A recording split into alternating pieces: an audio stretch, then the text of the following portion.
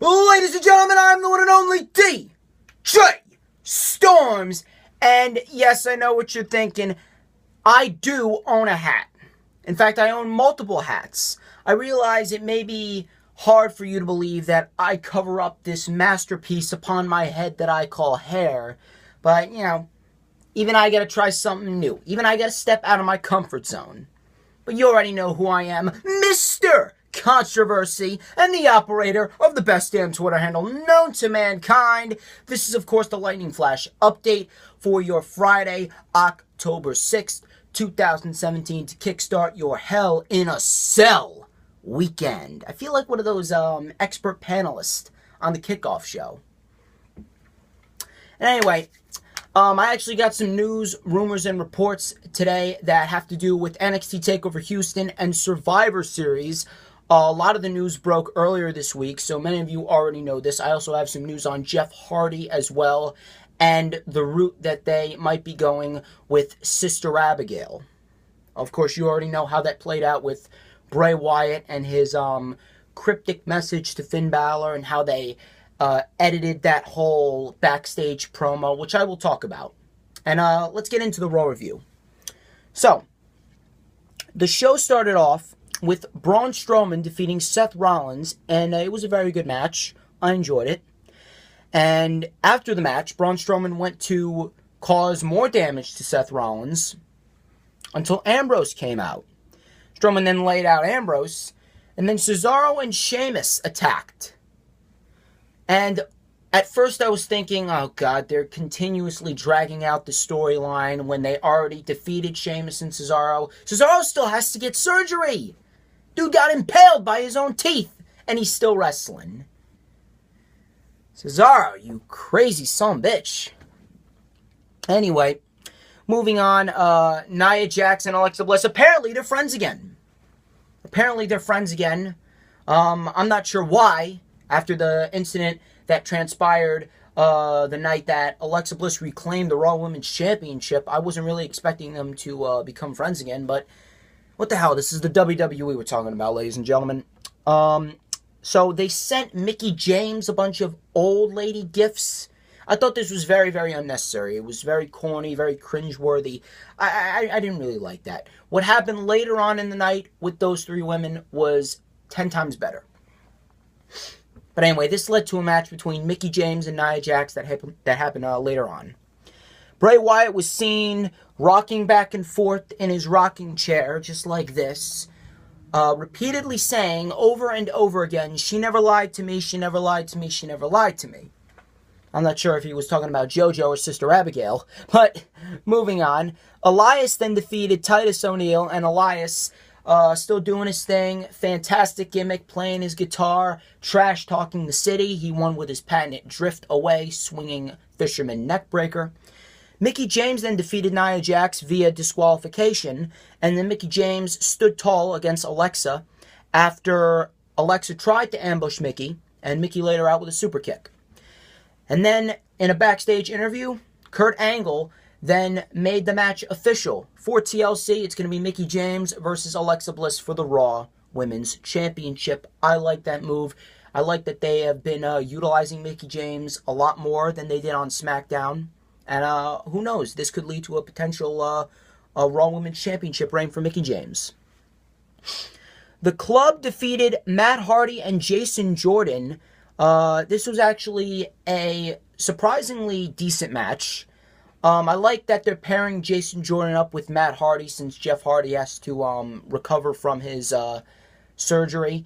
And I'm glad that they gave the win to the Club, mainly because the Club, they're the only legit tag team on Monday Night Raw other than Sheamus and Cesaro. So, once they finish up this whole Shield angle with The Miz, Sheamus, and Cesaro, all that's left for Ambrose and Rollins is Gallows and Anderson. So what does that mean? That means that Gallows and Anderson are going to have to be the ones to take the titles off of the former Shield brethren, which will then in turn Dean Ambrose heel, have him go into a feud with Seth Rollins, going into WrestleMania 34. At least that would make the most sense. Roman Reigns versus The Miz ended via disqualification. Reigns destroyed the Miz Taraj with steel chairs before the match even began. And the match for the Intercontinental Championship ended in disqualification after Sheamus and Cesaro attacked. The heels then stood tall and did the signature Shield Fist Jester. Finn Balor then challenged Bray Wyatt to come out and fight, stating that you lost to the Demon at SummerSlam, you lost to the Man at No Mercy, you can't beat Finn Balor. And Bray Wyatt, rocking back and forth again, saying, she never lied to me, she never lied to me, she never lied to me, but you did. He says that Finn Balor's man persona or demon persona, it's all the same, bring your demon. By the way, Abigail is alive and she is dying to meet you. And Finn Balor watched as all of a sudden, I'm not sure like who did this, but it was very nicely edited. All of a sudden, Bray Wyatt, it was almost kind of like a Samara from the Ring projection on screen, and you heard like a girl voice laughing. It was like a couple of weird eyes peering out from like cut off split ends hair. It was very nicely edited. I was actually into that. Should be interesting, and I got some news on that as well. Sasha Banks and Bayley defeated Emma and Alicia Fox, and no one really cared about that. Enzo Amore then addressed the Cruiserweight division, and he told all of them to go to hell, and I do not care what anybody says, but Enzo Amore turning heel was one of the best decisions that WWE has made all year. All year. Easily. You can't, I don't care. You will not be able to convince me otherwise. He actually said he got a clause and stated that if any of you lay a hand on me, any of the Cruiserweights lay a hand on me, they're fired. And all the Cruiserweights came out, and Enzo, like the savage that he is, started roasting everyone. Told Tony Nese that you got more abs than you do brain cells. Told Mustafa to his face that, you should be ashamed your parents named you after the Lion King. Called Jack Gallagher a teacup. Said to D. Brian Kendrick, you would make more money sitting outside the arena begging for change because I got 0 dimes in here for you. And then he goes to Neville, you look homeless, Frodo Gollum. And by the way, you want to hit me? Want to hit me and take back your precious? You can't because you'll get fired. Kurt Angle then came out. He said, yes, there is a clause that if any of the Cruiserweights touch you, they're fired. But that doesn't apply to the Cruiserweight that I just signed. And finally, Kalisto, the former United States champion, came out, and I think that this is a brilliant move. Kalisto is a very, very, very underrated performer in general. And I think he will succeed in the Cruiserweight division. Who knows? Maybe this could possibly lead to a Cruiserweight title reign for Kalisto. It was a decent episode of Monday Night Raw. The main things that we have to concern ourselves with is Braun Strowman, the Raw Women's title match, the Shield reunion. Also, at the end, before the show went off the air, you see Roman Reigns sitting in a chair, and he's trying to collect himself from the beating that he took from the Bar and the Miz. You see Ambrose walk in from the right. They're not saying a word. They're just looking at each other. And then he looks to the left. In comes Seth Rollins. And without a doubt, that was the best 30 to 45 second promo that I have seen all year. That was a fantastic, fantastic, fantastic Shield tease. And we could very well get it next week. Now on to SmackDown Live. Nakamura kicked off the show. Basically stated that the greatest fear is the fear of the unknown. But Jinder Mahal will know when I take the WWE Championship from him. And then Mahal and the Singh brothers attacked Nakamura. The Colossus connected. And this was the best that Jinder Mahal has looked since mid-July. As soon as mid-July rolled around, his reign began to take a nosedive. But now, I think he's getting back on the right track. But like I keep on saying, there is only so far you can go with a guy like Jinder Mahal. And I believe that, he is approaching his 140th day as WWE Champion. And I think this would be the proper time to take the title off him at Hell in a Cell, give it to Nakamura, and build towards AJ and Nakamura at WrestleMania 34.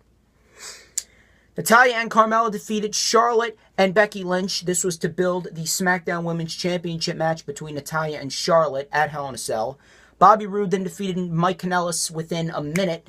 Dolph Ziggler came out. He became the Ziggle drummer boy. He started banging on a drum. Got like these twirlers, kazoos and everything. Air horns. Bobby Roode basically stated the entrance sucked.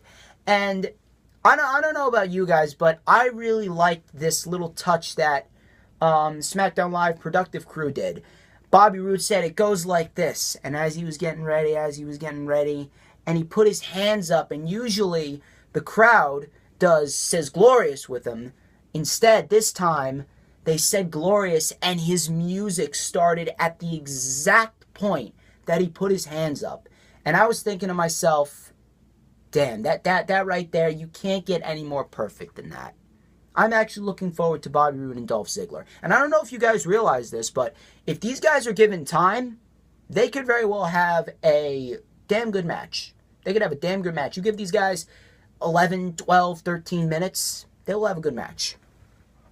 The Usos read the New Day their rights, basically stated that they made the tag team division what it is today on SmackDown Live. New Day then came out, and Big E, speaking some truth, says that no matter if they were on the pre-show or the main show, they had the best damn match of the night. I concur, Big E. And then Kofi Kingston said, come Hell in a Cell, it's not going to be fun and games. Because once that cell door closes, we're going to leave you in a pile of your own day one-ish.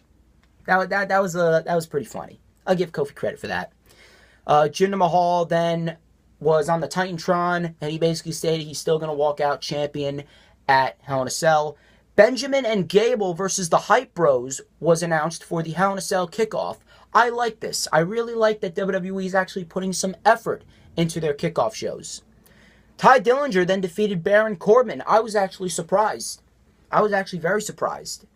And then Styles said that opportunities will be cut short if you try and take shortcuts with the man around here. Of course, he was talking about himself. And I don't know, I have this feeling since Ty Dillinger was not added to the match at Hell in a Cell, which I don't really know why. It would have made for a much better match if it was a triple threat match. But now Dillinger has beaten Corbin. Does this mean that Baron Corbin defeats AJ to win the United States Championship, and then Ty Dillinger comes back and says, wait, I beat you. I beat you before you beat AJ. I want another shot. I want a United States title match. AJ Styles has his own case because he has his mandatory rematch clause. So then we get a triple threat match? I think that would be fantastic. I would love to see that. But I don't think I would really give the title to Corbin yet because I really want Styles to have a bit more of a lengthy reign with it. He's only held it for about like 10, 11 weeks. Randy Orton then defeated Aiden English to promote his match with Rusev and Hell in a Cell. Kevin Owens and Shane McMahon had their face-to-face confrontation, and Shane McMahon made the Hell in a Cell match a Falls Count Anywhere match. Very first time in history, because he said that there's going to be no excuses. I do not want a match to be stopped. I don't want you to run away. The match will end. We will have a decisive winner, and I will kick your ass. All that other good stuff. Kevin Owens came out through the crowd. Shane McMahon went after him, and Owens powerbombed Shane McMahon through a merchandise table. Then Shane McMahon came back out as Kevin Owens was basically stating that he's going to throw Shane McMahon off the cell. Shane McMahon did his usual, clothesline. He was beating on Owens. He was tossed over the table then. Owens then headbutted him, super kicked him, and delivered a pop-up powerbomb to end the show. Fantastic segment. But does this mean that Shane McMahon comes out victorious? And if he does the storyline continue? It's very, very interesting. Very interesting to think about, considering that there is a rumor and report going around that Bobby Roode and Kevin Owens might go into a feud after Hell in a Cell.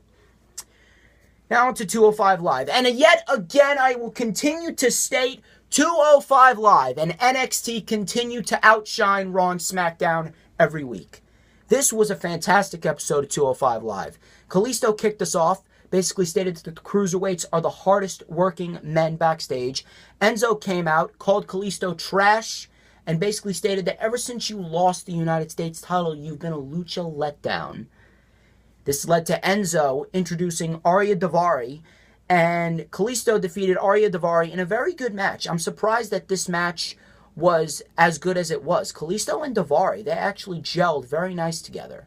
And Kalisto, man. Is there anything Kalisto can't do?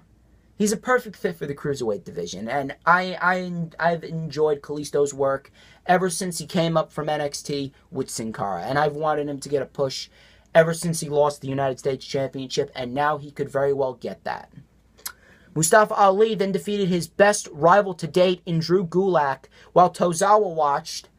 Mustafa won with the 054, another good match, and then Tozawa continued to mock Drew Gulak with his Warrior chant.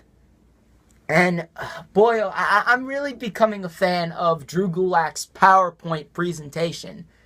I should get that Drew Gulak for a better 205 Live shirt. If they're selling that on WWEshop.com, I'm going to see if I can get that. Rich Swann versus TJP was announced for next week. These two putting on some very good matches, and I expect no different next week. And Cedric Alexander versus Jack Gallagher. Holy shit. It ended in DQ, and Alexander, he snapped. He did not give a crap, Cedric Alexander. He took William III, he bent it over Gallagher's back. He tossed Gallagher over the table, back elbowed him. And I don't know if you guys noticed, but Cedric botched, but he recovered from it in midair. You know how like he threw Gallagher back into the ring, and then he was going for his patented springboard clothesline, but he came up short on it. He transferred it from a clothesline, and he transferred it into some sort of Rough Rider that Zack Ryder does. And Jack Gallagher, he sold it perfectly. Even in a botch, Cedric Alexander manages to look smooth and crisp as hell. Moving on to NXT, Ruby Riott and Nikki Cross defeated Billie Kay and Peyton Royce. I was really expecting that.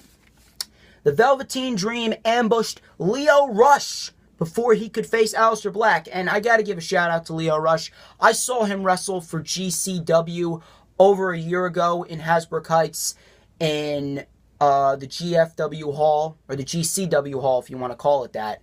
And without a doubt, Lio Rush, a very underrated performer. I can't wait to see what he does in NXT. Kairi Sane then defeated Aaliyah, and then in the main event, Drew McIntyre defeated Roderick Strong in an NXT Championship match, and damn, they beat the shit out of each other. You know when Roderick Strong does that backbreaker on the turnbuckle, he did it on the steel steps to McIntyre, and I swear, from the way McIntyre sold it and his facial expressions, I thought he legitimately hurt himself. And then in the end, when McIntyre powerbombed Roderick Strong right into the post. Fantastic. And in the end, Sanity and the Undisputed Era was announced for next week, and the Undisputed Era came out and talked with Roderick Strong. Could we possibly be seeing a Roderick Strong and Undisputed Era team up? We'll have to wait. I do have some news on that, though. And now onto the news, rumors, and reports. So Dave Meltzer actually reported that the Enzo and Neville double turn that was made a couple of weeks ago was made on 205 Live before No Mercy, and since Enzo was getting well-rounded boos in his promo with Neville, it made sense for them to turn him heel. I agree with that 1,000%. I got some news on Bray Wyatt and Sister Abigail. It turns out that Bray Wyatt is going to be playing some type of alter ego or a Norman Bates character, as he will be the one dressing up as Sister Abigail. A lot of people have been thinking that it was probably going to be Sage Beckett because she posted a cryptic tweet during Monday Night Raw, but I guess that WWE officials are going to go the stereotypical route and have Bray Wyatt dress up as Sister Abigail. We're going to have to see how it plays out. I mean, I'm not going to trash it too much, because I'm that type of guy who usually lets things unfold first and then I criticize later, rather than criticize before things even happen. Bill Pritchard of WrestleZone reported that WWE is bringing back the famed War Games concept match from WCW. So all you classic Attitude Era and Monday Night War fans, get ready. It is going to take place at NXT TakeOver Houston In one of the tapings, the AOP versus Sanity's NXT Championship, or NXT Tag Team Championship match was interrupted by the Undisputed Era, and Roderick Strong came out to help the AOP. So William Regal announced that it's going to be the AOP and Roderick Strong versus Sanity versus the Undisputed Era in the War Games match for the NXT Tag Team titles. I am very much looking forward to it. I got some news on Survivor Series as well.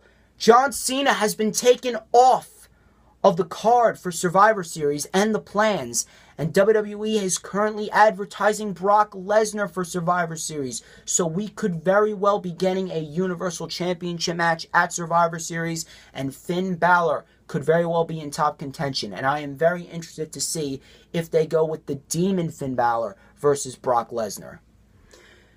Moving on to Jeff Hardy's incident. According to PW Insider, Jeff Hardy is set to undergo a second surgery next week. Now, he tore his labrum and will undergo another surgery to repair it. As noted, we already know that Hardy underwent a surgery to repair a torn rotator cuff on Tuesday of this week. His WrestleMania 34 status, however, is still up in the air, as he's expected to be out 6 to 9 months. You know, it is really unfortunate that Jeff Hardy is currently going through this, mainly because of the fact that, you know, we thought that we were going to get the Broken Hardys versus the Revival, and then Scott Dawson tore his bicep, and now Jeff Hardy tore his rotator cuff and his labrum. But, you know, all I can do right now is wish Jeff Hardy a speedy recovery, because I would love to see him and Matt become broken in the future, hopefully at WrestleMania 34. And, you know, they are 40 years old. Their time in the WWE is very limited.